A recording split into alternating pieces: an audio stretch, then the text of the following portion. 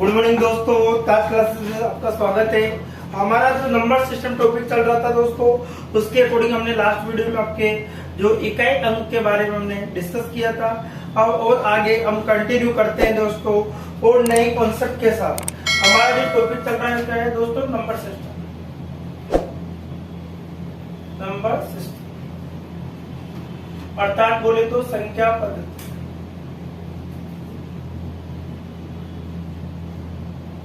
संख्या पद्धति के अनुसार हमारा सिस्टम जो नंबर सिस्टम के अकॉर्डिंग हमारा चल रहा था, उसी के आगे हम कंटिन्यू करते हैं। तो हमारी जो स्थिति क्या क्या बनेगी, सबसे पहले आज हम सीखेंगे इसके गुणनखंड क्या करना।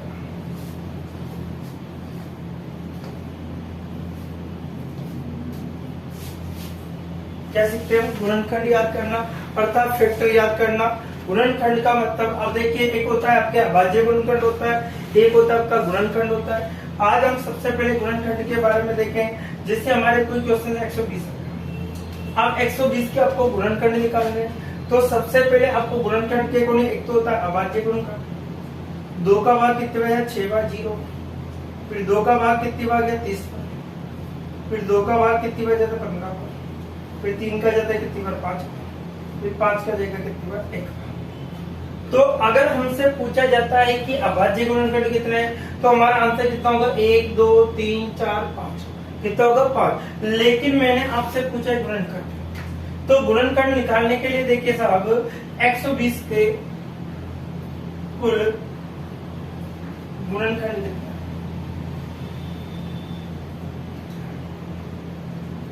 है? 120 के कुल कितने गुणनखंड है? तो आपको 120 को कैसे लिख सकते हो?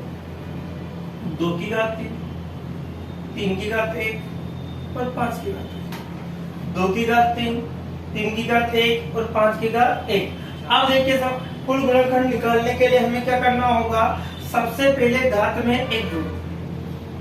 कुल गुणनखंड निकालने के लिए क्या करेंगे हम? घात में कितना जोड़ देंगे? 1। इसी पर 1 प्लस 1, इसमें भी 1 जोड़। सभी की घातों में कितना जोड़ना है? 1 होना है। तो इसी प्रकार 3 रे कितना होगा दोस्तों? 4। 1 रे कितना होगा? 2 और 1 रे कितना होगा? 4 इंटू 4 कितना होगा दोस्तों? 16 हो गया। कितना होगा? 16। अर्थात टोटल गुणनखंडों की संख्या कितनी है दोस्तों? 16 है। अगर हमसे गुणनखंड पूछे जाते इसके गुणनखंड कितने बनेंगे, तो कितना होगा? 16। और इसके गुणनखंड तो भाज्य गुणनखंड कितने थे? 1 2 3 4 5। कितने थे? 5। लेकिन हमसे गुणनखंड पूछा किससे, कितना होगा? 16। इसी प्रकार से अगर हम आगे देखें, इसके अंदर से आपसे पूछ सकता है समगुणनखंड। समगुणनखंड निकालने के लिए आपको क्या करना होगा? जो घात है उसको सम संख्या की घात को आगे लिखना होगा, सम संख्या की घात को आगे लिखना होगा, और बची हुई संख्या में वही नियम लगाना। बची हुई संख्या में वही नियम लगाना है। इसलिए 3 इंटू कितना होगा? 2 इंटू 2, अर्थात 4 की कितना होगा? 12। कितना हो गया? 12। अगर हमसे पूछा जाता है विषम गुणनखंड,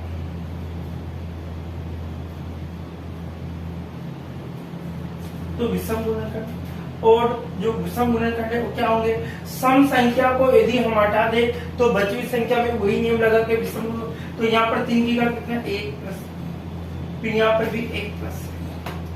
ठीक है, कितना होगा दोस्तों? 2 इंटू, अर्थात कितना होगा? 4। यदि हम इन दोनों को जोड़ दे तो कितना होता है? 16। कितना होता है? 16। कितना होता है? 16 हो जाएगा। अगर हम इन दोनों को जोड़ देते कितना होगा? 16।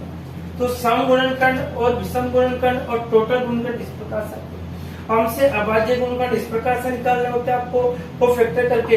अब इसके बाद में आपको अभाज्य गुणनखंड निकालना सिखाऊंगा, लेकिन अभी हम सम गुणनखंड, विषम गुणनखंड और गुणनखंड के बारे में जान रहे हैं। जैसे एक और सवाल लेते हैं, जैसे एक और सवाल लिया हमने,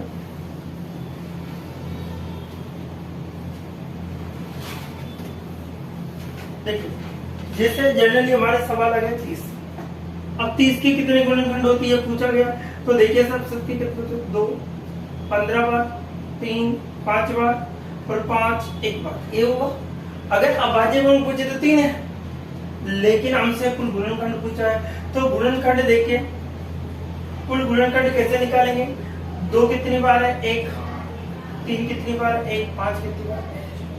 अब जब निकालते हैं तो इसकी घात में कितना जोड़ देते हैं, इनकी घात में कितना जोड़ देंगे हम, 1 जोड़ देंगे।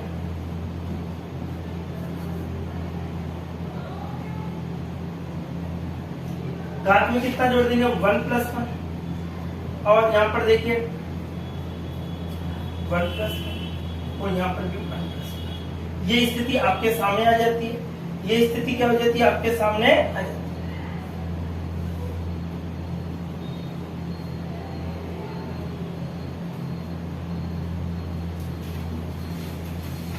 ठीक है, अब देखिए सर, टोटल गुणनखंडों की संख्या 2 × 2 कितना होगा, कितना हो गया 8। यदि हमसे पूछा जाता है गुणनखंड, अब देखिए आपके दिमाग में सर 8 कैसे निकले, तो 8 में आपको बताता हूँ 30 के गुणनखंड क्या क्या होंगे। देखो 30 में 1 का भाग जाता है, 30 में 2 का भाग जाता है, 30 में 3 का भाग जाता है, 5 का जाता है, 6 का जाता है। किसका जाता है, 6 का जाता है। इसी प्रकार 6 के बाद में देखिए आपको किसका जाएगा, 15 का जाएगा। 15 के बाद में किसका आएगा, 30 का जाएगा। तो देखो 1 2 3 4 5 6 7, ठीक है, एक और छूट गया सर, 5 का जाएगा, एक 10 का जाएगा, 10 का जाएगा, 15 का जाएगा और किसका जाएगा, 30 का। तो टोटल जो गुणनखंडों की संख्या कितनी होती है दोस्तों, 8 होती है। 1 2 3 4 5 6 7 8। तो हमारे पास टोटल गुणनखंड कितने होंगे, 8। कितना आ गया, 8 आ गए। अगर हमें सम चाहिए तो सम संख्या की क्या लेते हैं, हम घात लेते हैं और बची हुई संख्या में वही नियम लगाते हैं, बची हुई संख्या में। तो देखिए सर 1 × 2 × 2, तो 2 दूआ कितना हो गया दोस्तों, 4। अगर हमसे पूछा जाता है विषम गुणनखंड,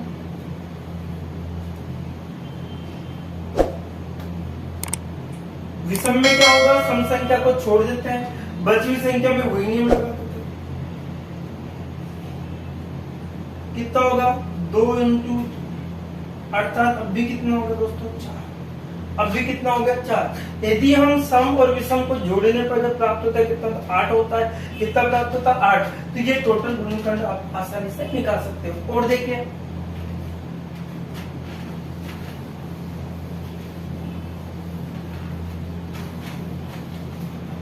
जैसे हमारे 120 के अकॉर्डिंग देखो 150 का क्या, अब देखिए इसमें किसका भाग देंगे, 2। कितना आएगा, 75 बार। 3 का देंगे, कितनी बार जाएगा, 25। फिर 5 का देंगे, ये होगा। अब सबसे पहले हम देखें 150 को किस प्रकार से लिखा जा सकता है, 2 × 3 × 5 की घात। इन सभी की घात कितनी होगी दोस्तों, 1 होगी। अगर हमसे कुल गुणनखंड पूछा जाता है तो हम घात में कितना जोड़ते हैं, 1। तो घात में कितना जोड़ते हैं, 1। अब इसके अकॉर्डिंग 2 × 2 × 3 अर्थात कितना हो गया, 12। कितना होता है, 12। इसी प्रकार से अगर हम देखें तो विषम, सॉरी सम गुणनखंड,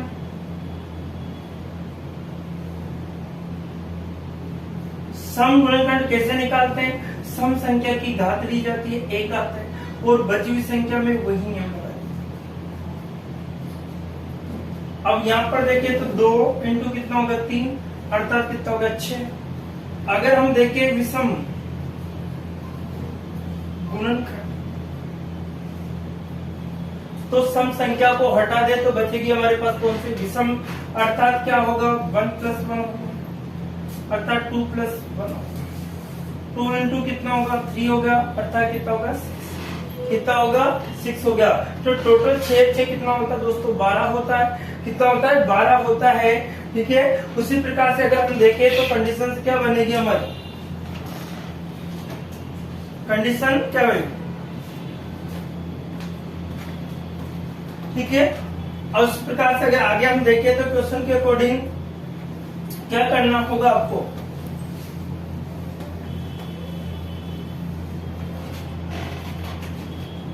देखिए नेक्स्ट क्वेश्चन हमारा क्या रहेगा, उसके अकॉर्डिंग देखिए अपने जैसे क्वेश्चन आ गया हमारा कि आपको 200 का बताना है या 100 130 का बताना है। कितना आता है? 130 का आता है। तो सबसे पहले हम देखें 130 के अंदर 2 का भाग देते, 2 चुकी बार 2 पंजा 10, 5 का जाता है कितनी बार? 5 का भाग 5 थे।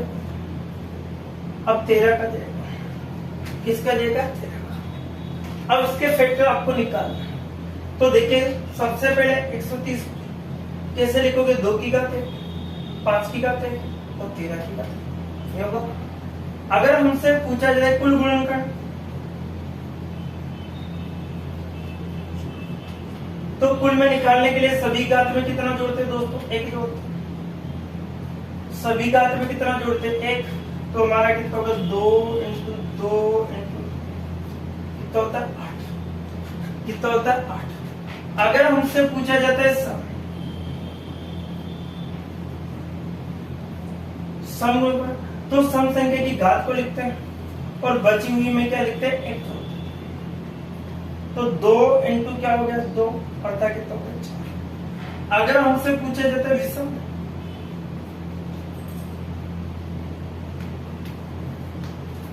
विषम गुणनखंड लिखा जाता है तो क्या स्थिति हमारे पास बनेगी? सम संख्या को छोड़कर बची हुई संख्या में 1 जोड़ देते हैं।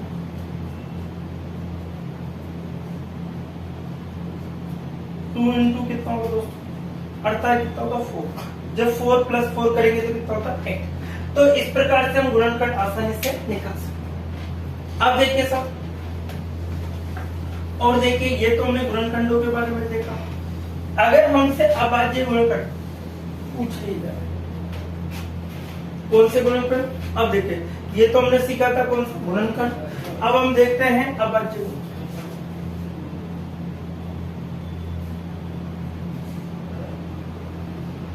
अब हम कौन से देखते हैं? अभाज्य।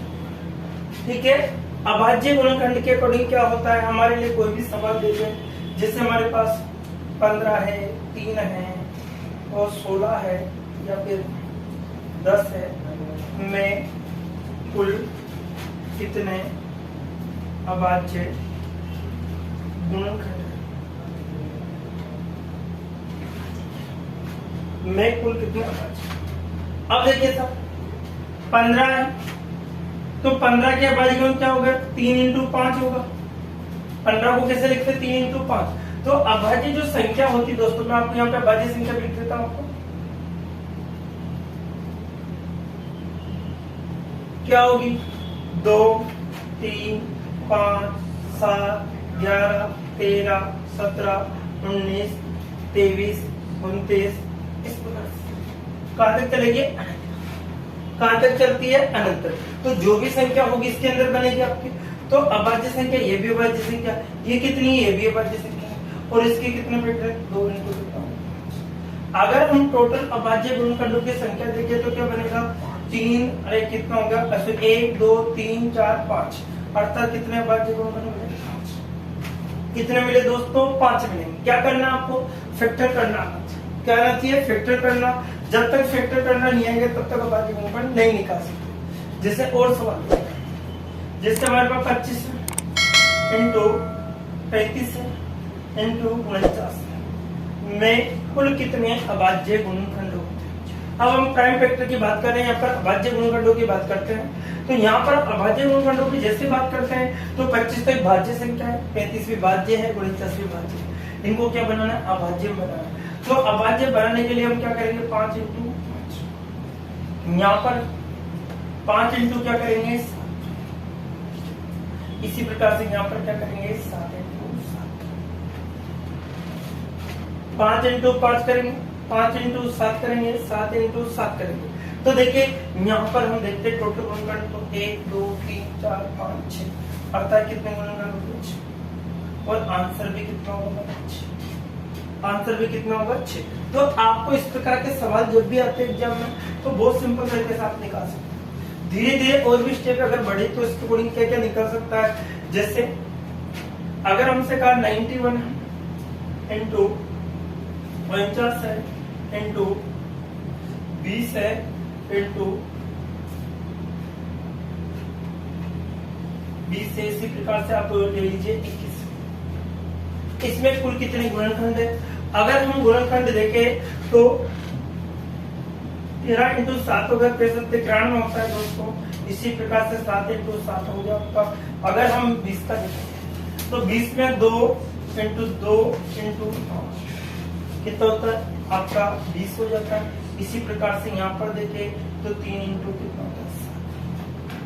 3 इंटू कितना होता है 7। अब देखिए साहब यहाँ पर हम गुणनखंडों की संख्या 1 2 3 4 5 6 7 8 9 टोटल अभाज्य गुणनखंड कितने मिलेंगे हमारे पास 9। एक बार देखिए 1 2 3 4 5 6 7 8 9 टोटल कितने गुणनखंड मिलेंगे 9। टोटल कितने मिलते हैं दोस्तों 9 मिलेंगे। कितने मिलेंगे 9। इसी प्रकार से अगर और देखें जैसे आपके पूछ लिया जाए घात के 7 की घात 20 इंटू 15 की घात 30 इंटू 24 जैसे आपको 21 की घात 35 ये कोई। अब इस प्रकार के एग्जाम में सवाल ज्यादा पूछे। 7 की घात कितनी है 20 है, 15 की घात कितनी है 30 है और 21 की घात कितनी है 35 में कुल कितने अभाज्य गुणनखंड होते हैं। कुल कितने अभाज्य गुण। अब देखो 7 तो खुद एक अभाज्य संख्या। अगर हम यहां से देखें तो 3 इंटू क्या होता है दोस्तों 5। अगर हम यहाँ पर देखें तो 3 इंटू 7 होता है। इनके अभाज्य गुणनखंडों की संख्या किस प्रकार से निकालें। अगर यहाँ पर देखें तो 7।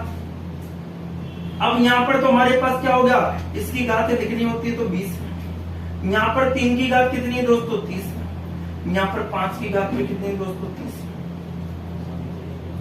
इसी प्रकार से यहाँ 3 की घात कितनी है दोस्तों 35 और यहाँ पर 7 की घात भी कितनी है हमारे पास। क्या किया ये अभाज्य संख्या थी ये अभाज्य ये अभाज्य ये अभाज्य इनके फैक्टर कर ले अभाज्य। अगर हम देखें यहाँ पर 20 हो गया यहाँ पर कितना आ गया 30 आ गया यहाँ पर भी 30 आ गया 35 है यहाँ पर भी 35। अगर हम इन सभी को जोड़ दें तो क्या स्थिति हमारे पास बनेगी तो 20 प्लस 60 हो गया 30 70 हो गया। अब देखो 130 हो गया 130 प्लस 20 कितना हो गया 150 कितना होगा 150। तो टोटल अभाज्य गुणनखंडों की इसके अंदर कितनी संख्या हो गई 150। कितने हो गए दोस्तों 150। अगर हम और भी सवाल देखें अभाज्य गुणनखंडों के अकॉर्डिंग तो क्या स्थितियां हमारे पास बनती हैं। जैसे 91 है इंटू 100 इंटू आपका 25 है इंटू 140 इंटू 65 है इंटू 20 ये आपका। अब इसमें कुल कितने अभाज्य गुणनखंड होते हैं मैं कुल कितने अभाज्य गुणनखंड तो आपको सबसे पहले इनका फैक्टर करना है। क्या आना चाहिए फैक्टर। अब 91 कैसे निकालोगे। अब देखो 7 13 91 यहाँ पर 25 कैसे आते हैं 5 इंटू 5 तो ये भी अभाज्य संख्या ये भी अभाज्य ये भी अभाज्य ये भी अभाज्य। अब 23 से देखो यहाँ पर 13 पंजे कितना होगा दोस्तों 65 होगा। 13 पंजे कितना होता है 65 होगा आपका। इस प्रकार से आप निकाल सकते हैं। अब देखिए यहाँ पर अभाज्य संख्या 1 2 3 4 5 6 लेकिन इनके भी तो पावर है। जो पावर 91 के थी वो पावर 7 के भी वो पावर 13 के भी हो गया। अगर यहाँ पर देखिए 7 की पावर 13 की पावर भी कितना है दोस्तों 5 की पावर भी कितना 140 और 5 की पावर भी कितना 140। 5 की पावर कितनी है दोस्तों 20 है 5 की 13 की पावर भी कितनी है दोस्तों 20। अब देखिए यहाँ पर कितना हो गया 200 यहाँ पे कितना होगा 240 280 ठीक है और यहाँ पे कितना होगा 40। अब 200 200 400 हो गया 480 480 प्लस 40 520 अर्थात टोटल अभाज्य गुणनखंडों की जो संख्या निकल के आई हमारे पास कितनी आती है 520। कितनी आती है दोस्तों 520। किसकी संख्या आई टोटल अभाज्य गुणनखंडों की संख्या। और देखिए अगर हमारा क्वेश्चन इस प्रकार से है